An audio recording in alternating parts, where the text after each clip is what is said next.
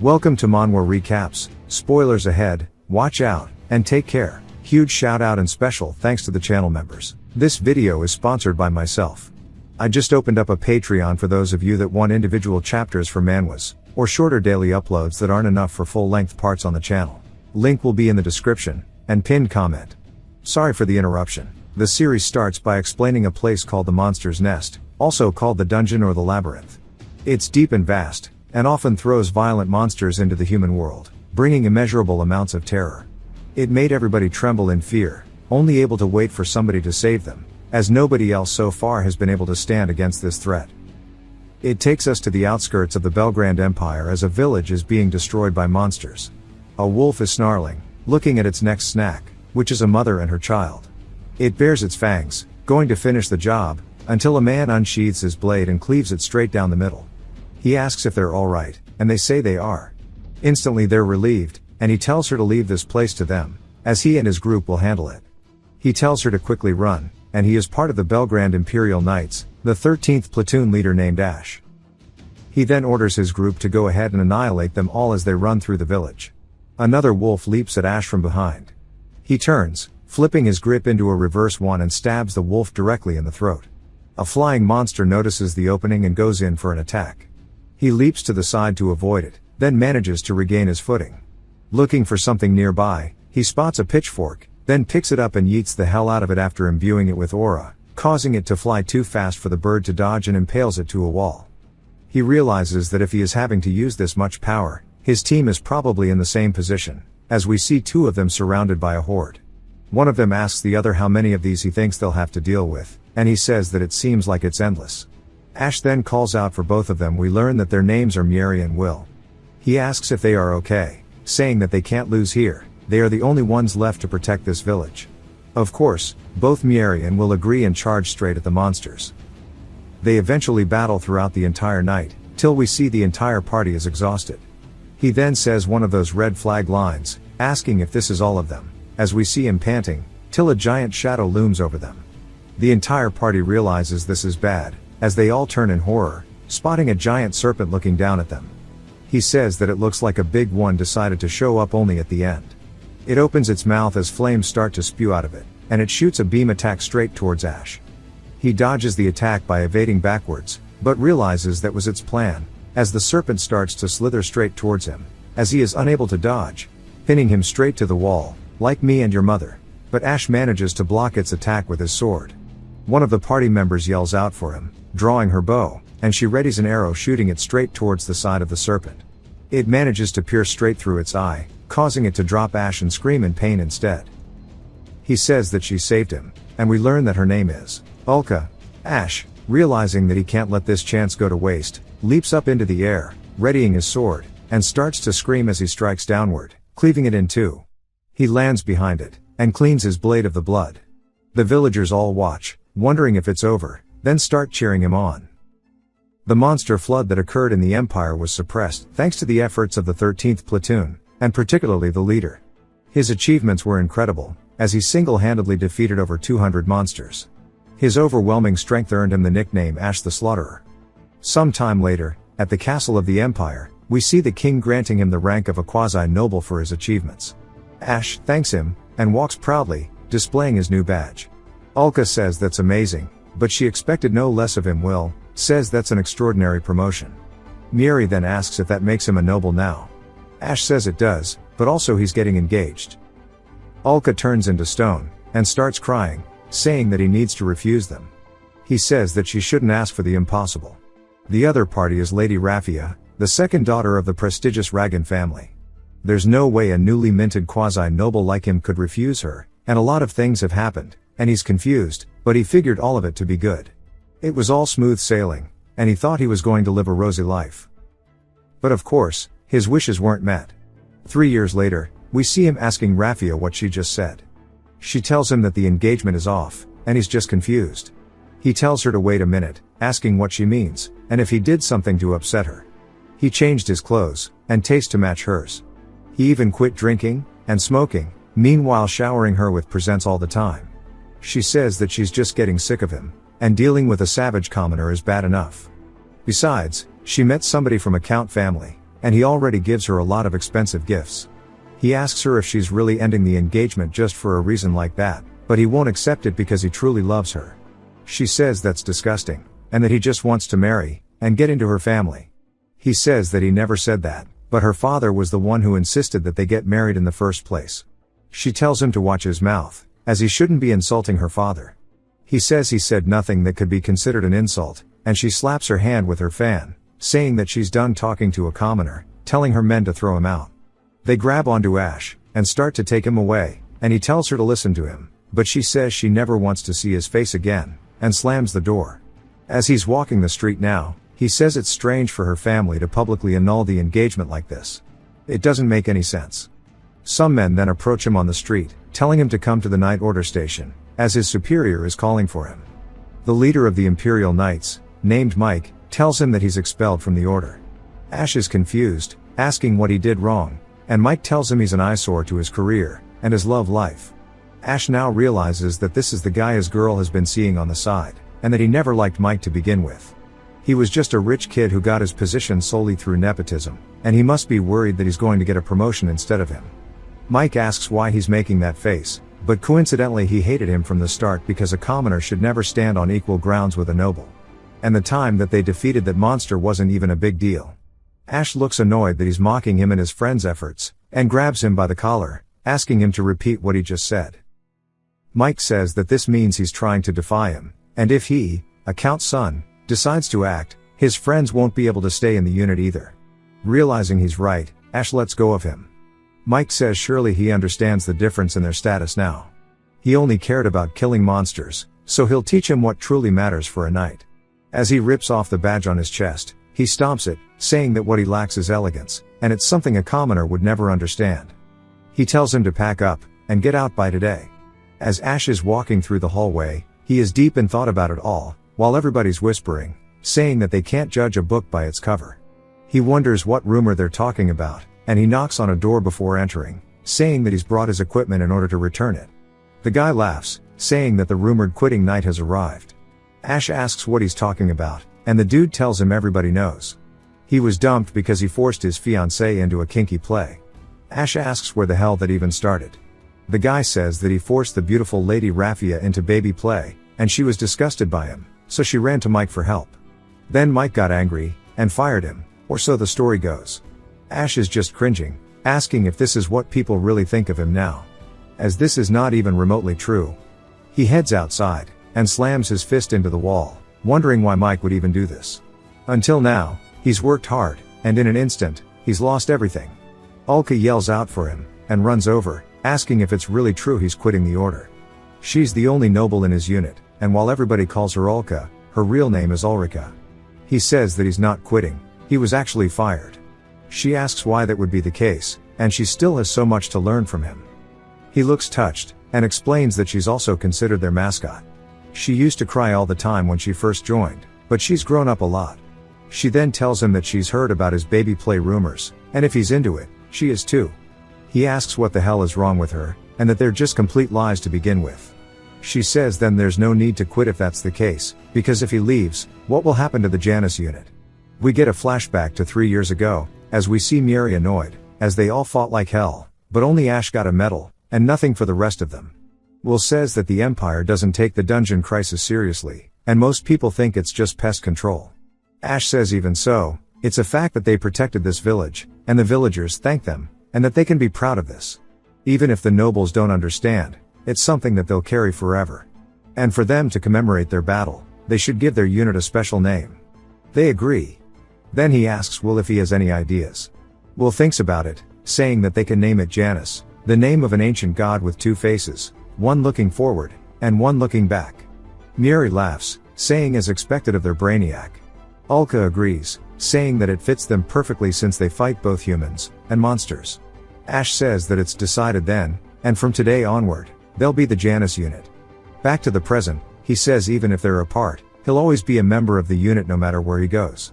She asks what he's going to do now, and he says that he's sick of the Empire's nobles, so he'll probably go abroad. She grabs his arm, saying that she'll go with him too. He says she can't, because she's nobility still. So she'll have to stay, and protect the unit. She says that she understands. but she wants him to write her once he settles down. He promises, and as he leaves, she yells, saying that he better stick to it. But then she starts to have some freaky thoughts as he does leave. Ash explains that he returned his honorary title, and discarded the Hart's family name, and he's back to being just plain old Ash. But he feels a bit relieved, like a weight has been lifted off of him, and it's honestly refreshing, and it's time for him to go as he hops on a train. As Ash is looking out the window, he says that it's already been 2 days since he left the Empire, but still it's his first time riding the train, but to think that it's powered by magic is crazy. Its speed can't even be compared to that of a carriage's. A man then asks if he may have a moment, and Ash asks who he is. He says he found this flyer, wondering if it was something that he dropped. Ash says that it is, thanking him. The old man then asks if this is his first time coming to the kingdom. Ash asks how he knew this, and the man says that he was looking at the scenery full of curiosity, and he figured that he wasn't from the Rosebell Kingdom. Ash says that in the Empire, only the wealthy can ride magic trains. The man says that in the kingdom, it is just an ordinary means of transportation. Ash says that it's amazing, and the man says that the kingdom is a leader in magical technology. The Rosebell Kingdom has always been exposed to the threat of dungeons and monsters, and the only thing capable of standing against them is magic. Producing fire or water from one's fingertips, and even miraculous arts that heal wounded to the point of perfection. It was all a byproduct of magical research. They call it Magitech, and they've made tools out of the monsters they've killed. Thanks to Magitech, their lives changed dramatically, and became much more prosperous. Through magical research, and the development of Magitech itself, the kingdom has now become known throughout the world as a great Magitech nation. Ash says that the Empire, which neglects dungeons, it really is a backwater country when compared to the Rosebells. The announcer on the train says that they will soon be arriving at the kingdom's western second dungeon city. The old man says it looks like they've arrived. As the announcer continues urging people to make sure they take their belongings before leaving, Ash follows the old man as they happen to be going the same way. A man then calls out for the older gentleman as we see a carriage waiting. Ash thanks him for teaching him many things. The old man says not at all, then welcomes him to the kingdom saying he hopes he stays. Ash says yes, and thanks him once more, and as he starts walking around he says that he's second dungeon city. As he walks around he says it's incredible, and he sees nothing but merchants everywhere he looks. As he continues walking forward he spots a woman running behind him. He wonders what her deal is as she bumps into his arm. Some men quickly chase after her, asking how far she thinks she can run in this city. She eventually runs into a dead end, and they laugh saying that now she has no escape. She begs that they stop, and the man says that if she just behaves, but before he finishes his sentence Ash grabs his shoulder, saying that they're being a little too rough out in public. The man yells asking who the hell he thinks he is to interfere, and Ash says that anyone can see that she's bothered so leave her alone. The dude rears back his fist telling him to shut up, and swings. Ash sidesteps it before hitting him straight in the gut, causing him to spit up, and fall onto the floor. The other two men charge at him. They start swinging wildly, but can't land a single one. He says he thought they were just drunk, but these moves are someone used to fighting, and it figures for a city with a dungeon. He kicks one of the dudes in the chest sending him flying, and when the baldy looks over he notices him too late as he gets punched straight in the face. Knocking him down to the floor too, as Ash holds onto his wrist. The original guy who got his shit rocked gets pissed, and grabs onto his blade, saying that he will not forgive this. Ash sighs asking if he's really drawing his sword in the middle of the city as the guy leaps straight at him. A man then yells, saying that's enough, as he won't let this slide any further, and besides there's no way an amateur can defeat a knight, especially not when he's facing one of the Empire's finest, Ash Harts no less. Ash is excited to see him, and we learn that his name is Bale. He explains that his name is Bale Baron of the Kingdom Knights. In the past, during exchange matches between the Imperial Knights and the Kingdom Knights, he's a man who's fought many times, and their wins and losses are evenly split. In other words, he's a perfect rival. We see them toasting at a nearby tavern. Bale says that he rushed over after hearing reports of a disturbance, and he never imagined that he'd run into an old friend. Ash says that it's been about a year since their last match, but Bale's more curious as to why he came here. Ash says actually he was about to bring that up.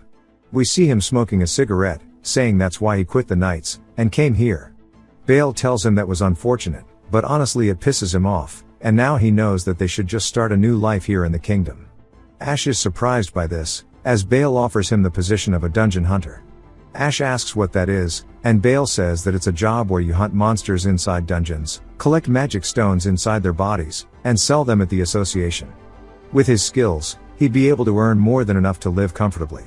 Ash says he sees Bale continue saying that he'd also be happy if a capable former knight like him became a hunter.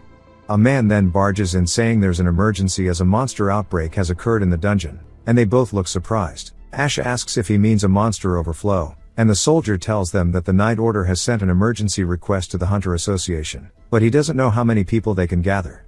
Bale thinks about it, then tells Ash that this is the perfect chance for them to fight alongside together. We learn that an overflow is a phenomenon where monsters turn berserk. Monsters that escape the dungeon will ruthlessly attack any object or human in sight. They head inside the dungeon to stop it before casualties occur. He agrees, telling him that he'll do it.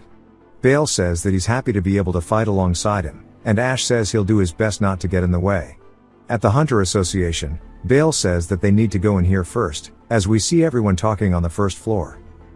The soldier from earlier tells the receptionist named May that he's brought Captain Bale, and men are yelling, asking what they're going to do, and if they're going to go in or not. He needs to know if there are any words from the knights. Ash says that this place is pure chaos. Bale tells him that it just shows how serious the matter is, and he tells May that he needs to know the details. She says she's been waiting for him.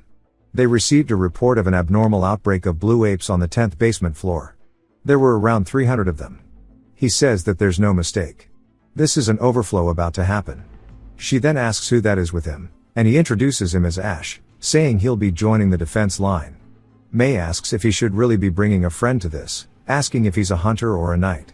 Some of the other adventurers ask if he has any experience, and if maybe he's a knight from another city. Bale says there's no need to worry, as he guarantees his skills. It's time for them to hurry to the dungeon. They head to the first dungeon entrance, and Bale says that he'll lend him some weapons and armor. Ash says he appreciates it, and he usually relies on light armor, and as for a weapon he'd prefer a longsword, but pretty much anything will do. Bale says in that case he should be using this, a magic sword, asking if he knows of it. Ash says that it's his first time seeing the thing, asking how it's different from a normal weapon. Bale says he's using a special tech called Mahitech Arms. It's a hybrid of a magic tool and a weapon, but it has some special functions built into it. Telling him to try putting the magic stone into the slot on the guard, he says he'll give it a try, and plugs it in, asking if this is how it's meant to be done, as it starts to radiate with a bluish aura. Ash looks surprised. Bale says that a thin aura will wrap around the blade, and its power is immense, multiplying the force many times over. Unlike this, Mahitech Arms combines with magic stones to trigger various special effects. Ash says this is amazing. With a weapon like this, his way of fighting could completely change. Bale says with this, prep is complete, and it's time to storm the dungeon. They walk into the first floor, and Ash explains that dungeons have several floors. The types of roaming monsters differ depending on where you go, and as the floors get deeper, the number of dangerous monsters increases. Bale says they set up a barricade in front of the stairs on the 3rd floor, and they intend to intercept them there. When they get to the 3rd floor, Ash is surprised, asking if this is not an artificially created building. The ceiling is high, and the distance they descended on the stairs doesn't match up at all. Bale says dungeons are full of mysteries, but they should leave the exploration for another time. Bale says right now it's about subjugating monsters, and the stairs leading up to the 4th floor have been sealed to block them off. They'll organize their troops here, and prepare to defend, but on cue it starts to get broken down, and he's surprised they're already here. One of the men say that the shutter is going to be destroyed at this rate, as Bale tells Ash to get ready. It gets completely shattered open as blue apes are swarming out of it. Bale tells him that the weak point of these monsters is the head. One of them leaves straight at Ash, and he says that they aren't that fast, as he cuts it into multiple pieces. The men who were doubting him earlier are now surprised. Ash though is more surprised by the sword, saying that it feels like cutting butter with a knife. Bale asks if he likes the sword that much, and Ash says with this he doesn't really need to cut off their heads to kill them. As he's just cleaving them into pieces, they fall over onto the floor, but this one who got cleaved in half starts to crawl at him anyways. He cuts his head off afterwards, saying that he understands now. Bale says that he was going to tell him, but he figured it out, and that they're very tenacious. Ash says that makes them a pain, and that being a hunter isn't as easy work as he thought it would be. One leaps at him from behind, and he says that he now has a newfound respect for all hunters. Bale tells him that their fur sells for a very high price too, as material for winter clothes worn by nobles. The fur is actually very popular. The 2 men who came along are just amazed. They say there's no room for them to even step up. While the blue apes aren't weak monsters, they're both amazing. They knew Bale had this level of skill, but they wonder who his helper is. Someone then steps up, saying that is Ash the Slaughterer, the knight who stopped the overflow that happened in the Empire previously. The number of monsters he took down was 200. They're both surprised, saying that is at least hero class, and if he's on par with Belgrand, that means his skills are on the level of the 10 swords of the kingdom. The dudes say that that's the highest title for members of the Knight Order though, asking if he's serious about it. He takes off his helmet, saying that he is, and it's the aspiration of every knight. Ash tells Belgrand that his skills have improved, and Belgrand says that it's the same for him. As they're both flowing forward, low-key turning this into a competition. Ash asks if he really thinks he's gotten stronger too, and Bale says he has, and makes him want to see him as a hunter even more. Finally it's quiet, and they wonder if it's over. Turns out they just took out 300 blue apes with the two of them, and the dudes sit there saying that they just got carried. They didn't have to lift a single finger. They head back to the Hunters Association, and we see May putting out a ton of money onto the counter, and Ash asks if this is really the correct amount. She says there's no mistake. Bale tells her to tell him that this is the number that high-ranking hunters earn almost every time. She says it is true. Bale says he'll ask him one more time if he would like to become a hunter here in Rosebell. May also urges that he do it, and Ash says he has really nothing else to do anyways, so he'll become a hunter. Everybody gets excited, and Bale says that they'll celebrate his new start, and throw a welcome party.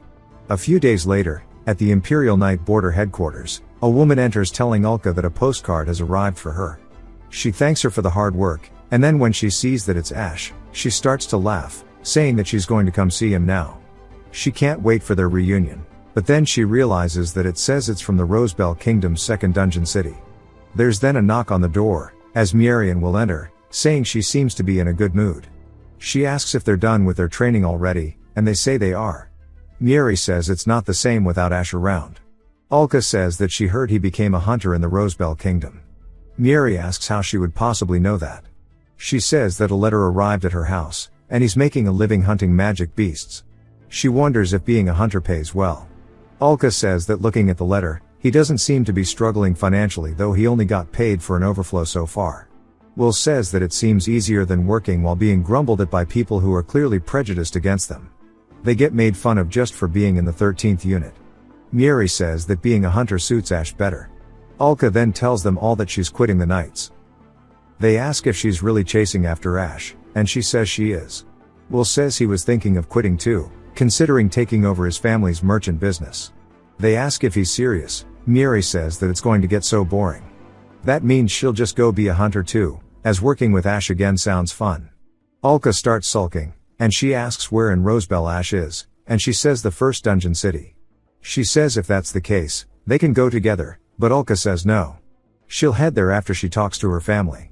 Mieri says that she sees, and after today the 13th unit will be disbanded. Can't believe she lied to her like that. At the Hunter Association, Ash walks up to May, and she asks if he's here for the joining procedures. He says yes, thanking her. She says he's very welcome. His performance the other day was amazing. She can't believe someone so strong and handsome is joining. He starts to tune her out, as she continues. She introduces herself, and they both say it's nice to meet one another. She hands him a document, telling him to fill it out, and he does. She says that he just needs to wait while she goes to register him, and she winks at him. He sits there, staring blankly. A few minutes later, she comes out, handing him his license. Telling him that when entering or exiting a dungeon, he has to show it to the staff at the entrance. He asks if that's how they track who went inside, and she says that it is. If someone doesn't return, they send a search party. He says that's pretty organized, and he can explore without having to worry. She tells him that next, all materials found during subjugation must be submitted to the association, and he asks if she means things like claws and fangs. She says exactly, and he can't go get fur himself just because he wants to make a winter coat. He says that's pretty strict, and she also tells him that hunters are not allowed to renounce their citizenship. This is to prevent dungeon internal information from leaking to other countries. He asks about travel, and she says it's safer to avoid it. That concludes the explanation, welcoming him to the association. He thanks her, saying that he'll do his best. He heads to the second dungeon entrance once more, and outside, he walks over to a desk, and they ask if he wishes to enter. He says he does. The dude asks to see his license. He confirms it, telling him to go ahead, and as he's walking forward, someone bumps into him, and he drops his card on the floor. The man picks it up and hands it back to him, saying that he can tell he's new because of the beginner mark on his license, and if he doesn't want to die, he should stay out here quietly or stay in the lower layers. Ash wonders what's this dude's problem, but regardless, it's time for his hunter activities, and he can explore the dungeon solo for the first time. As he enters, he says he'll take his time. He hears some people saying that they defeated a monster, and we see teenagers saying they got a magic stone. He says they're awfully young, asking what they're doing here. They say they're doing slime fishing. Ash asks what that is, and the kids explain that if you throw vegetables into the pond, the slime gets close to eat it, then you lure it out of the pond and stab its core with a sword. You get a small magic stone pretty easily. Ash says that it really is just fishing. The kid says that slimes are docile, so it's perfect for pocket money. He says the kids sure are resourceful, and the monsters around here don't seem very dangerous. They tell him that they only get strong once you go deeper, and the material value goes up to compensate though, but if he's confident in his skills, he should try going to the 10th floor. He says he'll do so. Then the kid holds out his hand. Ash is confused, and the kid says to stop playing dumb, asking for the information fee. Ash is genuinely just confused, but goes along with it, and the kid thanks him for business. He says that turns out that he got fished too, and that he should just go up to the next floor, and he's looking forward to see what monsters are waiting. A little deeper in the dungeon, we see the dude who was being an asshat out front, panicked, asking what the hell is going on, but more so what these creatures are, as they are being surrounded by them. Back to Ash, he makes it on the 4th floor, saying that it's crazy to think that this is the inside of a dungeon, but he does recall Bale telling him that the scenery changes drastically from floor to floor. He says even though it's the 4th floor, there's still a sky above him, and the grass. He spots a horned rabbit and says that it's pretty cute. It starts to approach him before jumping at lightning quick speeds. He dodges and cuts its head off, saying that even if it's cute, it's still a monster. But now, that's his first monster kill in the dungeon. He goes through the book, saying that this monster is named the Horned Rabbit and is exactly what it looks like. He says the material to submit are the horn and the stone, as he collects them into his pouch. He says it really is a mysterious bag. But the purchase price for materials is cheap for these guys, and fighting isn't worth it, so we should hurry to the lower floors. But as he turns around, he sees a whole horde of them, as they're about to gang his shit for jumping they boy, and he runs away, saying that he doesn't want any of the smoke. After that, despite some minor incidents, his exploration progressed really smoothly, up until the point that he made it all the way to the 13th floor, and he says that he's made it pretty deep. He went through a forest, the plains, and many other things, and now he's in a cave system. He hears screaming and quickly runs over, saying that it's coming from deeper in, and he spots the asshat and his team. He says that these are the people he met at the dungeon entrance, as a skeleton leaps at the guy in front. Ash charges forward, telling him to watch out. He blocks the attack, asking if he's okay. He says that the enemy is a skeleton warrior, something that he's seeing for the first time. He kicks it in the chest, causing its spine to break, and it flies into a wall, but it still crawls at him. He says that that must mean the head is a weak point, just like the blue ape. When he strikes down on it and shatters it, he sighs out of relief, but a purple aura starts to envelop it, causing it to rise back once more. He's surprised that it's repairing itself, asking if it's immortal. A woman from Dickhead's party says that it's the magic stone, and he needs to extract it from its chest. He says that he sees it. As it leaps at him, he slices through its blade, breaking it. He readies his hand, closing the gap, and grabs straight through its chest, and pulls out its core, and then crushes it, asking if this is what she was talking about. It falls onto the floor and begins to break apart. He says he understands now, and once you know how to defeat them, it sure is light work. As he starts doing exactly that, one after the other, defeating them before they can even get the chance to attack back. After they've all been defeated, they start thanking him, saying that he saved them. Then Dickhead realizes that it's the guy he met at the entrance, and he says that he didn't know he was so strong, but also he acted pretty immaturely back then. Ash says that it doesn't matter, asking what happened. He says because the dungeon has been quiet due to their overflow, they went deeper than usual. The skeleton warriors attacked them from the shadows, and his boy Sammy protected him but got seriously injured. They fought back, but got surrounded. The woman says that they were no match for them. Sammy starts to groan in pain, and they ask him if he's okay. Ash says the wound has reached his nerves, and the bleeding is severe. At this rate, it will be life-threatening.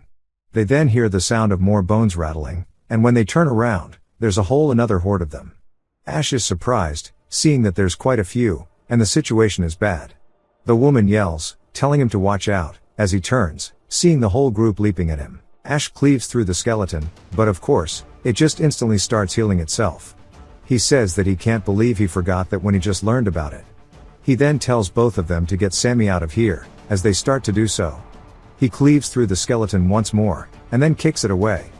But quickly, they start surrounding him, and he realizes there's too many, and he doesn't have the luxury to aim for the magic core. He realizes this isn't good, as they're all completely surrounded, and Sammy and the rest are still here. He wonders what to do, and then realizes something.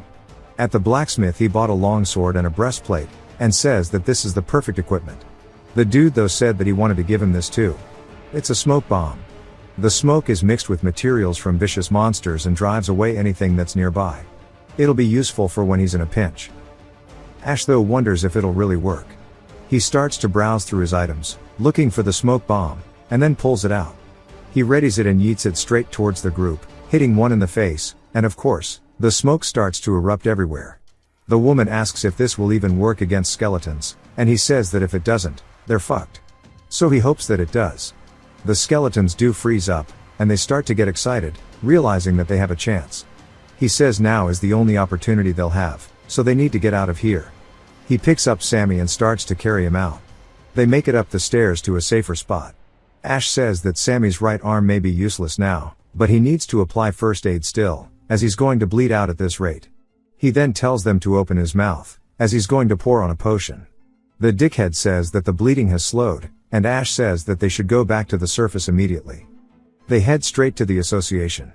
Ash opens the door, saying that they have a critically wounded person, and they need a doctor. He then sits down on the couch after they carry him away, saying that the rest is up to him. They both start apologizing to him, and he says not to worry about it. It's natural for adventurers to help each other, and not to think about it any more than they need to. An hour later, the doctor closes the door, and they ask how Sammy is. He says that he would have died without that potion, and they both say it's a relief, but they can't do anything about his arm, as they were too late. They both agree that surviving is enough, and even if he can't fight, he'll still work as a porter. The woman says that even if he quits being a hunter, he'll be fine because he's not someone who gives up. Ash says that he envies the fact that they have each other to rely on, and he wonders how his unit is doing. It skips a whole 1 month, and the dudes from his first exploration with Bale ask if he's really not joining any parties. He says he doesn't plan to, and they say that he should join their gathering of muscle. He laughs at them while smoking, saying that he'd rather not. Saitama says that he heard Golden Knight invited him too. Ash says that the leader Kyle did, and the other dude says that their party is just like theirs. Ash says that Kyle kinda said it with a pompous tone, and Saitama says that Guy has skill, but his mannerisms are annoying, but also apparently a named monster is wandering around the 14th floor. Ash asks what that means, and the other dude tells him that it's a rare monster that occasionally shows up in the dungeon. It was wearing black armor all over, and apparently had no head. It was a huge commotion about the fact that a Dullahan was spotted. Saitama tells him that named monsters are really strong, so he should be careful. Ash says that he's curious if it's something that he can handle alone or not. Someone then enters, and everybody starts staring at her, saying how gorgeous she is. As she walks towards Ash, Saitama says that's why he's telling him to come join their party. Ash laughs and apologizes, until Ulka walks up from behind, putting her chest on his head and blocks his eyes, telling him to guess who. He turns, surprised, asking what she's doing here, and she says that she came to see him. Later, they head to dinner, and he asks what she is doing here. She says that it's obvious, she came here to follow him. He's confused, asking what about the knights. She says that she quit, as a knight order without him has no meaning anyways. He reminds her that she's from a baronial family, asking how she got through to allow her to leave. She says that she cut her ties with them. He asks her to say that again. She says that she told them she was going to Rosebell, and her father said that she has to defeat him before she does. He asks if she really fought her dad, and she says that she beat him black and blue, so he won't be able to complain anymore. But she also decided to become a hunter and stay by his side forever. She says that he can have both a hunter and a wife. He then gets nervous and goes to ask her a question, but she tells him to go ahead and spit it out. He just wants to know if she actually likes him, and he says that he's sure that he likes her too, but he's afraid of being betrayed again, just like with Raffia, so he tells her that it's nothing. Realizing that he's scared, she grabs his hands, saying that woman must have wounded his heart, but not to worry, she doesn't plan to do that to him, and she promises that she would never do it, as it's something she stakes her life on.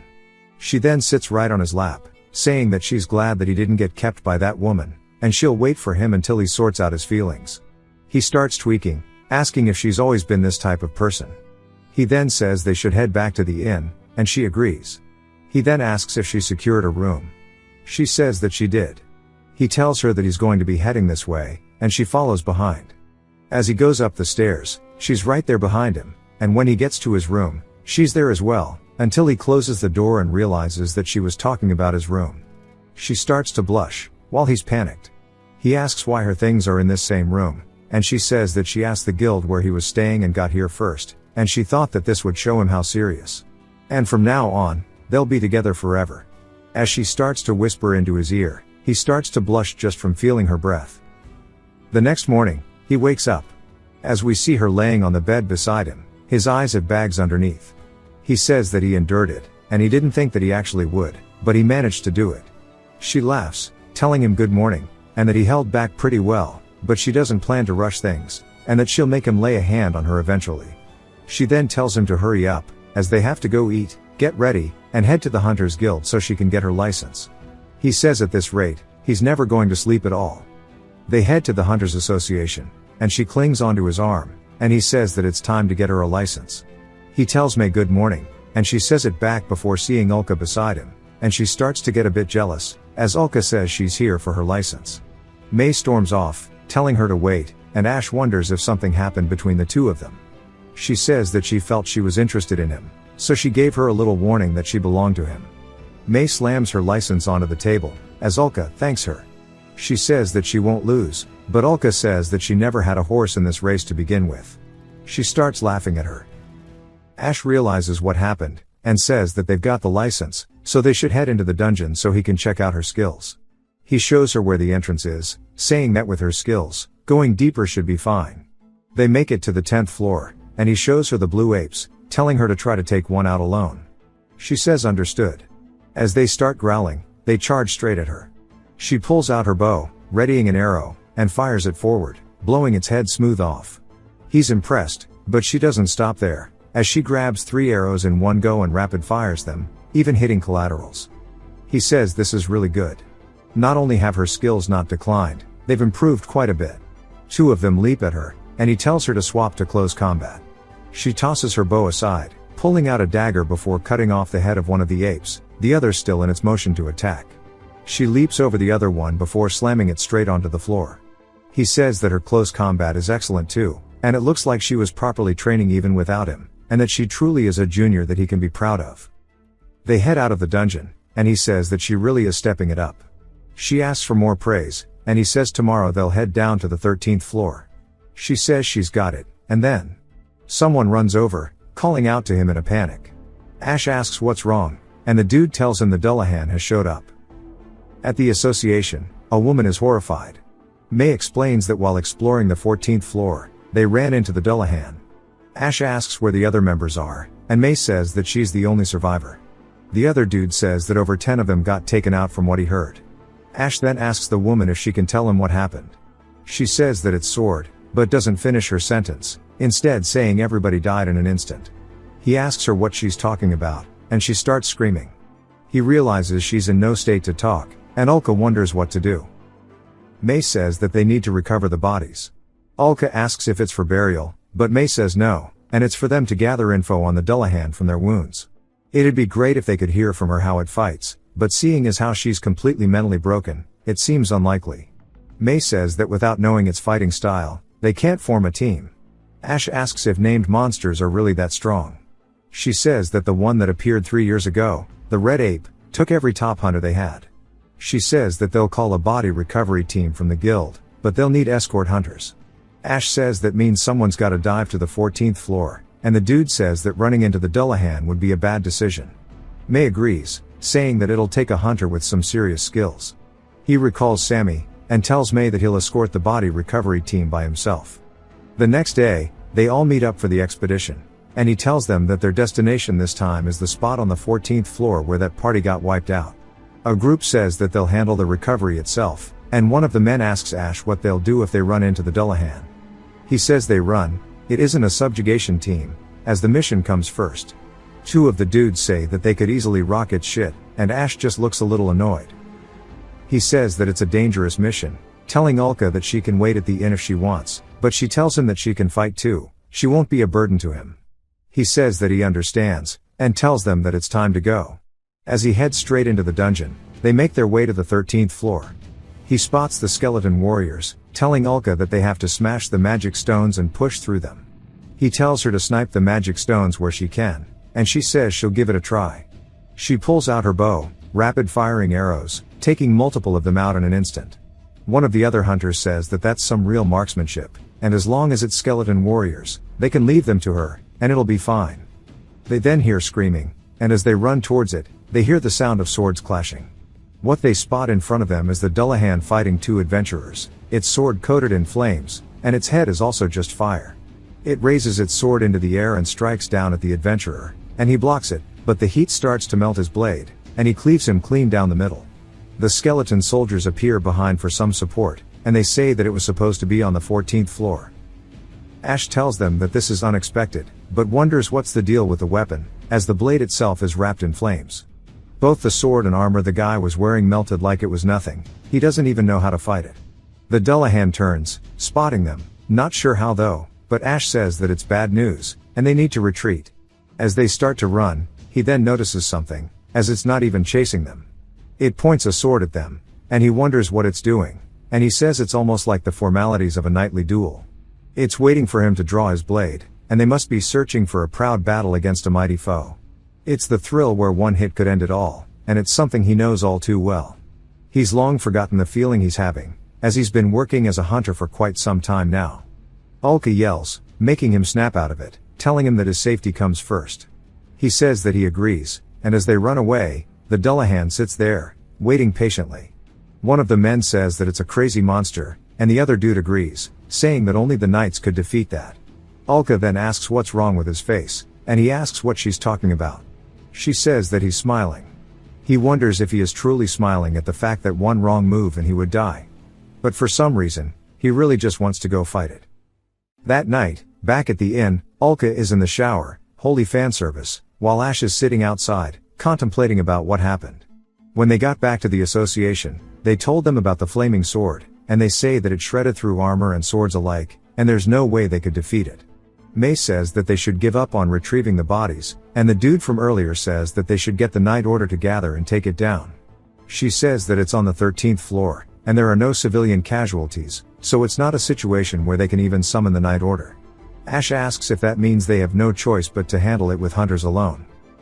May then says that she's sorry to ask, but wonders if he could handle the subjugation of it. As Ulka tugs his arm, she shakes her head no. He asks if he can think about it for a bit, and she nods, saying of course. Ulka then comes out of the bathroom and he calls out to her, saying that he has something he wants to talk to her about. She asks what it is, and he says he wants to fight it. It isn't a mission or an obligation, it's his own will. That's why she should, but she cuts him off, telling him not to say another word. He asks what she's doing, and she says that's her line, wondering why he's always like this. He's always just assuming that he should do things by himself, and it pisses her off. Even when the overflow happened in the Empire, he said something similar about how they didn't have to come with him. But she already told him that she would do it. He tries to explain that this time it's different, and she says that he's not going to die, and he won't lose to some wannabe knight. She already told him before that she won't leave his side. More importantly, she wants to discuss what happens after they win, as that's much more fun. He says they can go to a fancy restaurant with the reward money, and she says food sounds good, but when this is over, she'd prefer a reward. He asks if she's sure, and she says yeah. He agrees, and she says that she'll hold him to it. The next day at the blacksmith, he says that when it comes to countermeasures for the flaming sword, he might want to take a shield to maybe block it, but Ash says that it'd be too slow and heavy, and their only choice is to confuse it with speed and use a hit and run tactic, so he wants to avoid heavy shields. Ulka then says that armor and swords will just melt from the fire, and the blacksmith says that if they do, he'll just treat them as disposable. He realizes something, and Ash says that this is definitely one way to do it. They head to the 13th floor, and he spots the Dullahan waiting there in the same place as he was yesterday, as if it was waiting specifically for him. But what he spots are more corpses beneath it, and he says he can't believe people were foolish enough to fight it. He puts his backpack down, reaching into it, only pulling out his pouch. He says with this, "It's time for them to go." Ulka agrees, as he charges in. She readies her bow and fires the first shot. The Dullahan deflects it, as it shoots into the ground. Ash leaps at it, but the Dullahan starts swinging straight up towards him. Their blades clash, and Ash says that it's not activating the flames, which is surprising. It then raises its sword overhead and strikes straight down at him. He blocks the attack, but it's heavy enough that sparks begin to generate. Ulka fires an arrow to cover for him, allowing him to create distance. Once he does, she asks if he's okay, and he says that he is, but it still hasn't used its fire, almost as if it's enjoying the duel. He finds that interesting. As he pulls out another blade, he says it's time for them to continue. The Dullahan grabs onto its blade, pointing it at him, as Ash does the same. His heart starts beating louder and louder, and he charges straight at it, as they both begin to release their aura. He thrusts forward towards its chest, but the Dullahan easily blocks it. Ash says that it's just as he thought, and it seems to be unable to use the flame sword. He distances himself from it afterwards, as Ulka says she'll cover him. He tells her to wait. It's not moving like a monster. The way it swings its sword, the way it parries, everything screams to him that this is the movement of a knight. He decides to test it out. He sheathes his blade and puts his hand over his chest, introducing himself as a former Imperial Knight. The Dullahan nods. Before putting its feet together, it raises its sword and does the knight's salute of the Rosebell Kingdom. He says he knew it. This Dullahan is a Kingdom Knight. And he tells Ulka that he'll fight this one-on-one, and not to interfere. And he says it's a shame he can't ask for its real name, but its strength is something that he'll be the one to pass on in stories. He charges straight towards it and slices across its chest. He manages to scrape the armor and says that it's tough, and in that case, he'll have to keep striking until he breaks through. He continues. For some reason, the Dullahan is just letting him attack. Until he swings so hard it sends it flying backwards. The Dullahan catches its footing, but its armor begins to chip. Ash says that it seems that it's not invincible. As the Dullahan looks at the crack, it stabs its blade into the ground, then begins to stir up the flames behind it as it raises its sword into the air. It looks a lot like the flame dance from Demon Slayer. Ulka is surprised that it's using it, and Ash realizes this means the warm-up is over, and that the fight will begin for real now. It charges forward, thrusting towards his head. He sidesteps, but it catches a piece of his shoulder pad, and it starts to burn it. He throws it onto the floor, saying that was close. Once more, the flames start to swirl around it, and it swings straight towards him. Ash blocks it, but it cleaves through his blade, and it raises its sword into the air for yet another follow-up. Ash throws the sword to the floor. As Ulka yells out for him, he smiles, and we hear the sound of him blocking it as he pulls out yet another blade. The Dullahan seems a bit surprised. Ash says that he came prepared too. This is a magic item called a storage pouch, and while it's small, it can hold a huge amount of cargo. As he starts throwing swords out of it left and right, he says he wants to see which is faster. Flame sword burning through all of his blades, or him shattering its magic stone. As he picks up another blade, he starts dual wielding, saying that it's time for the duel to officially begin, as he charges straight towards it. He uses his reverse grip to block the attack. But it melts the blade, of course. He expected it, as he swings upwards with his other hand, dropping the broken blade. It then swings at him, which he avoids by leaping backward. The Dullahan then prepares another attack, thrusting straight towards his chest. He uses both hands to push the blade forward to block it, but of course it melts through and knocks him backwards, and he reaches backwards, letting go of his sword, and grabs another, saying that he has 4 more to go. He throws one of them, imbuing it with aura, and the Dullahan cleaves straight through it. He grabs 2 more blades, saying that there's 3 left. The Dullahan starts to prepare for a wider swing, as a giant flame arc starts to fly towards him. Ash looks surprised, as it creates a massive firewall in an instant. Ulka screams out for him, asking if he's okay, as we see his shadowy figure in the middle of the flames. He tore through both swords, but did manage to block the attack. He says this is his last one, as he runs straight towards it. He picks it up out of the ground. As the Dullahan takes a wide step forward, it swings, doing another giant flame wheel. He leaps over the attack, readying his blade, and says it's time to finish this, as he thrusts straight through the Dullahan's chest, cracking its magic stone. He then distances himself from the Dullahan, as it's hobbling over. He says he can't believe that he didn't shatter the stone. He only has one sword left. He doesn't know what to do. The flame on the Dullahan's blade, though, starts to dissipate. It holds its sword up and hands it to Ash. He's surprised that it's handing it to him, and when he grabs onto the blade, the Dullahan opens its arms, welcoming death.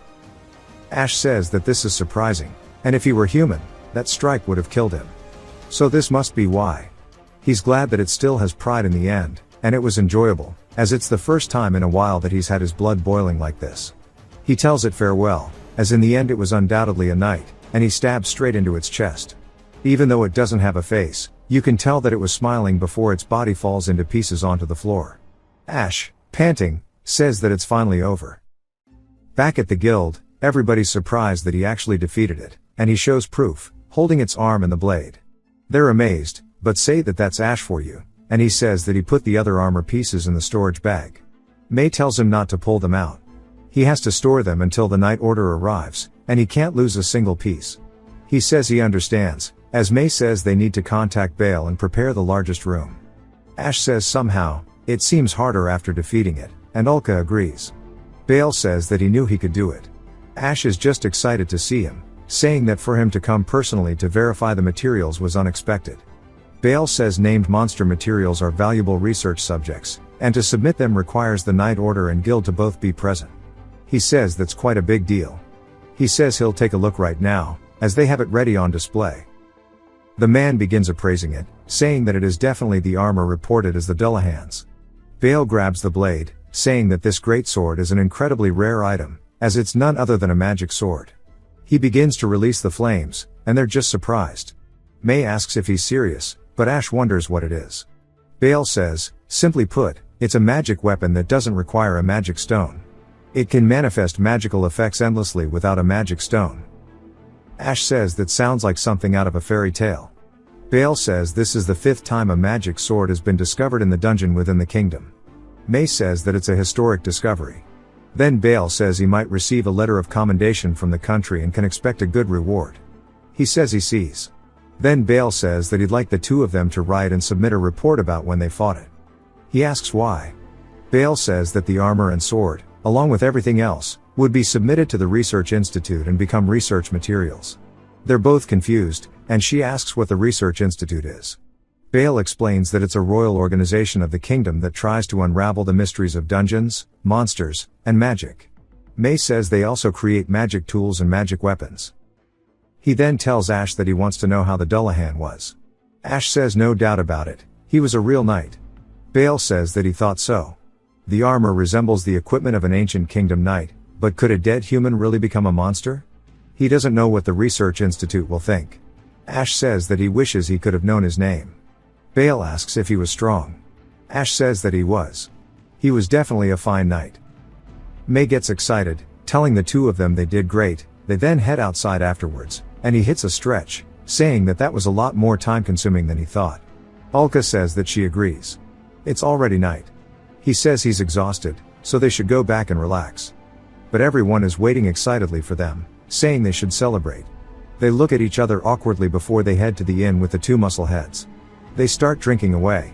The Super Saiyan says that from now on, wherever he goes, he'll be called Ash the Dullahan Slayer. Saitama says that now he's famous, and Ash just laughs, saying it's better than his nickname of Slaughterer. The Saiyan asks if the two of them have made a party name yet. He thinks about it and smiles, saying that it was actually made a long time ago, asking Ulka if she agrees. She says it was, and they both wonder what it is, and he tells them that they are the Jaina squad. At the station, Miri hops off the train, saying that she finally arrived, and the train wasn't so bad. The first dungeon city sure does look cool, and she hopes that they're waiting for her. As she walks around, she hums, saying that she'll become a hunter and rake in the profits with the two of them. She'll be able to drink the best liquor, and enjoy gambling too. Meaning it'll be the best. She enters the Hunters Association, and some of them start checking her out, and then say that maybe she's a wannabe hunter, but they'd like to get to know her. She goes up to the receptionist, asking if she has a minute, as she's looking for someone. It's a hunter named Ash from the Empire. She says there's no one here by that name. She says that Ulka said that this is where they were, and then realizes that she's been lied to, and that she gave her false info so she could be alone with Ash.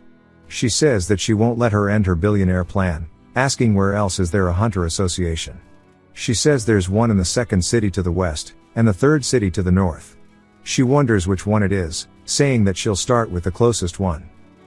She then realizes it, asking if she can ride to the other cities with what she has. She says that's not enough. Mary gets depressed, wondering what she's meant to do, and some of the men call out to her, saying that they'll help her get to where she needs to go, but in exchange, she needs to let them use her body. She sighs before backhanding the dude, causing him to fly. Realizing that these two people with him are pieces of shit as well, she charges in, kneeing one guy in the face. When Tubby realizes that he's next, he insults her, which causes her to turn, kicking him straight to the chin, or well at least one of the five. As he falls to the floor unconscious, the first dude stands back up and goes to swing at her. She dodges underneath before literally dropkicking him to the head. She says that she's already pissed off, telling them to fuck off. The receptionist says that was amazing. If she needs money, she should become a hunter, as with her skills they'd welcome her.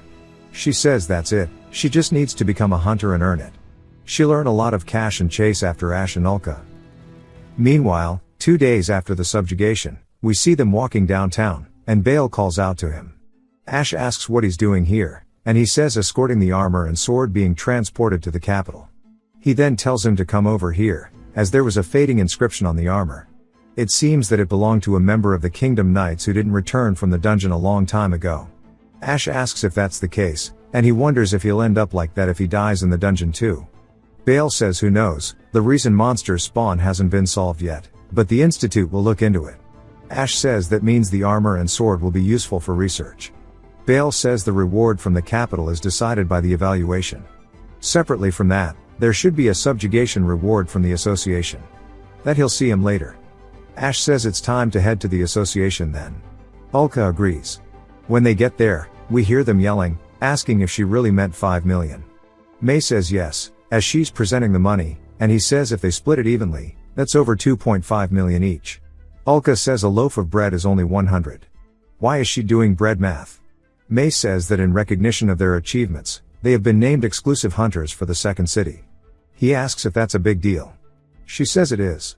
He gets various favorable treatments, and she hopes it will encourage him to continue defeating monsters left and right.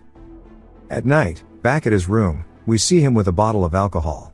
He wonders how he's supposed to have spent such a huge amount. As the light from the bathroom is still on, the door opens as Ulka walks out of it, and she hugs Ash around the neck, saying that surely he hasn't forgotten about her reward. He starts to get embarrassed, and she tells him to come over here and get on the bed. He crawls over to the bed and begins blushing, as his heart starts racing.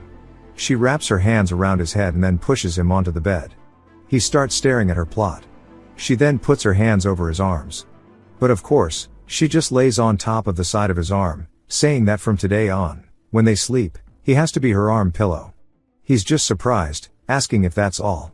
She wonders if he was disappointed, saying that they could do more if he wants, but she waited for him, and this is not really being unfair of her. He says no, that's on him, and then grabs onto the back of her head and hugs her, saying that she's important to him. He wants her to stay with him from now on. She says of course, she shall always be by his side, as they'll keep climbing the dungeon together. It's now been 1 week since the subjugation, and they were living the hunter life as the Janus team. He says the monsters on the 15th floor are really easy to deal with now, and she says that he's right. He wonders what the 16th floor is like, and she says she has no idea. They can go take a quick peek. They head down, and when they do, they're both amazed, as what they see is a vast desert ahead of them. She says this is really large, and he is still just in denial that this is underground. She says that dungeons truly are mysterious, and when he looks up, he spots a familiar bird, as this is one of the ones from the start. There's a couple, and one of them flies straight towards him. He reaches for his blade before cutting its head off, and the other screams as it raises its wings and slams them down, shooting out a feather attack. It pierces the ground around him, and then starts to glow before exploding. Reminds me of an attack from a game, but I can't put my finger on it. Ulka says that it's shooting feathers and making them explode, and he says that it's definitely some kind of magic. It then screams, and he says that it's going to do it again, telling her to run.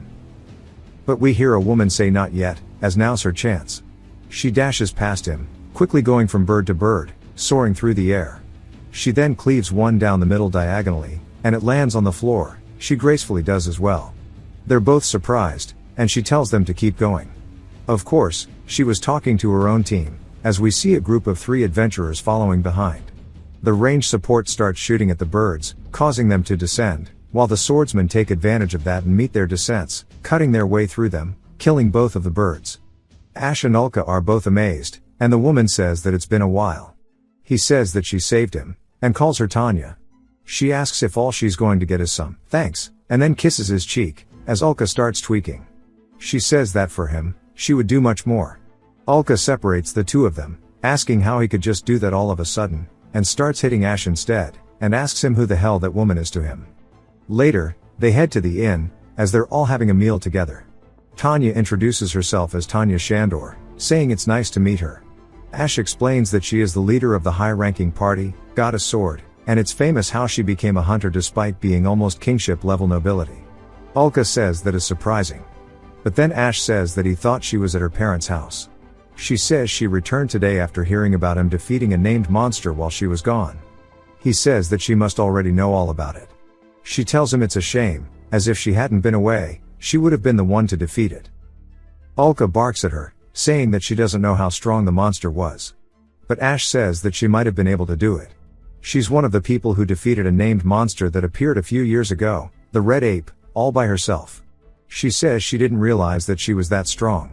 Tanya says it's no big deal. She became a hunter to gain fame for herself, not for her family name.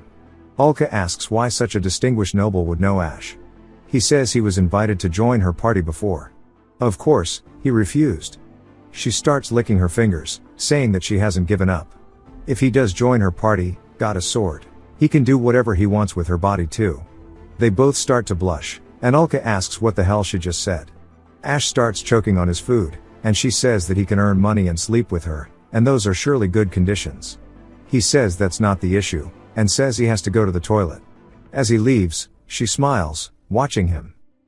As Ulka slams her cup onto the table, she says that if she lays a hand on him, she'll kill her. She laughs, saying that she's quite jealous. However, it's not just Ash. She wants her too. Ulka freaks out, and she explains that all of the people in her party are quite satisfied with her technique. As they all start to get embarrassed, she realizes that this girl's a sex fiend. Tanya says that honor and pleasure, doesn't matter which it is, she always gets what she wants. But Ulka realizes that this is bad, and says that she's not going to lose either. She won't hand over Ash. She says if that's the case, then for starters, as a bunch of beer gets brought out, they should have a contest to see who can drink more. Ash finally comes back from dropping a massive log off, and sees them both just chugging beer after beer, and he says that they should stop soon, but Ulka tells him to shut up. And he tells Tanya to call it a night. She says that he owes her one, and she'll always be waiting for him, and she really does mean it. He says waiting is a waste of time. She laughs and nods her head, saying that she'll see him later, as he carries Ulka back home. She calls out to him over and over, and he tells her to hold on tightly. She says that she won't give him to anyone, and he says that's fine. The next day, a man then says that he needs to know more about the Dullahan. They're both confused, and he says that they are both the adventurers who defeated it, and he asks how it was crossing swords with it, and if it was strong. Ash says yes, and then the man asks if she just sat there watching the entire time. He continues asking question after question. She asks Ash who he is, and he says he has no idea, then asks for his name. He says sorry, he just got excited and started yapping. He introduces himself as Edgar Bayluna, and he is a marquis that has already passed the family headship to his son, and now he works as the head of their research institute. They realize that he's an incredibly high-ranking noble, and the head of a department. He says he saw the armor, and that it was truly fascinating. He wanted to know more detail, so he couldn't just sit still, and came to ask him directly. Ash says that is some honorable dedication. The dude reaches into his pocket and pulls out a cigar and a lighter, saying that now that the introductions are done with, it turns out he did not pull out a lighter, he is the lighter. He snaps his fingers, as flames appear at the tip of them, and he lights his cigar. They're both surprised that he can use magic like this, and he says once again he wants to know about the Dullahan, and they realize that he's a wizard. They both say alright, and as time passes, they continue telling the story until they've finally let everything they know about it out. He says he understands, and Ulka thanks him for his time.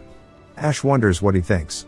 Edgar hits the blinker again, saying regarding his theory that the Dullahan used to be a human, he shares the same sentiment. Ash asks if it's really possible for a dead human to become a monster, and if such a thing could even happen. He says actually, before coming here, he investigated the 14th floor of the dungeon, specifically the area where it was found, and while investigating there, he found something.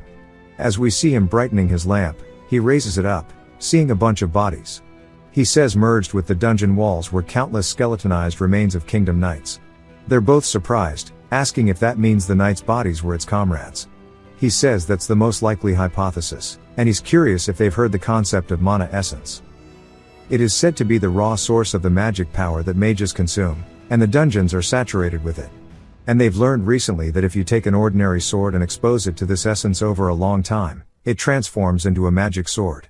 If they follow this logic, then a corpse exposed to mana essence for a long time could conceivably transform into a monster. They both think about it and look a bit concerned. He says that it surely stirs a bit of romance to unravel the mysteries of dungeons and magic. That is the truth and knowledge the kingdom seeks. Ulka then asks if he explored the 14th floor by himself. He says there's no way that would happen, and he had his attendant Sergio and some hunters as guards.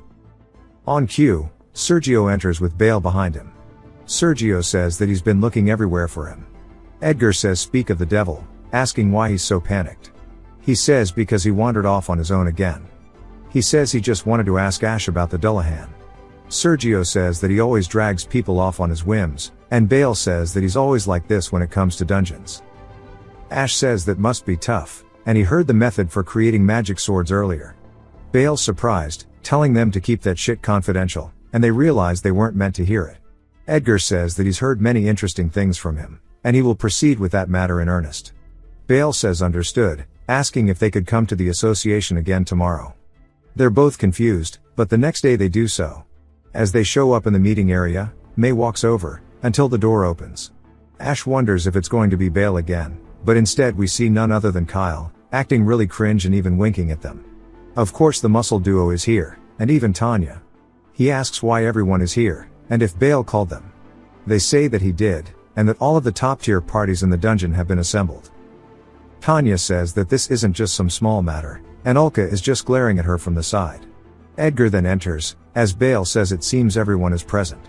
Kyle asks what he's planning by gathering all the elites like this. Bale goes to lay out a map, and as Edgar explains, they already know the appearance of named monsters has been conspicuous in recent years. The Red Ape and the Dullahan are very powerful monsters.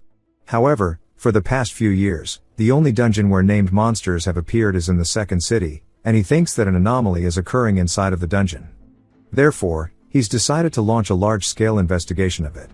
To that end, the top-ranked hunters of the second city have gathered here, and he asks that they will be elites leading the conquest, as he wants their cooperation in the investigation. They all look surprised, and Bale says that he'll take over the explanation from here. He wants them all to accompany the Night Order to the deepest part. Saitama asks if he means the 20th floor, and Saiyan says that it's certainly a scale unlike anything they've heard of before. May says that the association is arranging the supplies and tools necessary for it. Bale tells them that it will begin in 2 weeks. Tanya asks if participation is mandatory. Bale says it is, as the Royal Capital Research Institute proposed this investigation under direct orders from Her Majesty the Queen. She says that if it goes up that high, she can't refuse it. Saitama says that with this many skilled people gathered, it should be a breeze. They'll also have the Kingdom Knights equipped with Mahitech arms too. Bale tells them not to take it lightly though, asking what the deepest floor everyone has reached is. Tanya says the 18th.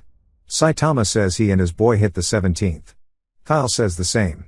Ash says that they are currently scouting the 17th floor. Bale says that he'd like to tell them that was splendid, but the problem is the 19th. Every investigation team in the past has been annihilated on it. They're surprised. Ash asks if even the knights with Mahitech arms. He says yes, because there is a name on the 19th floor. It's a monster several ranks above the Dullahan or the Red Ape. Its nickname is the Lizard King. If you've watched till the end, comment, "Hair," to let me know. Subscribe for more videos like this, leave a like or a comment to help the channel out. Thanks for watching.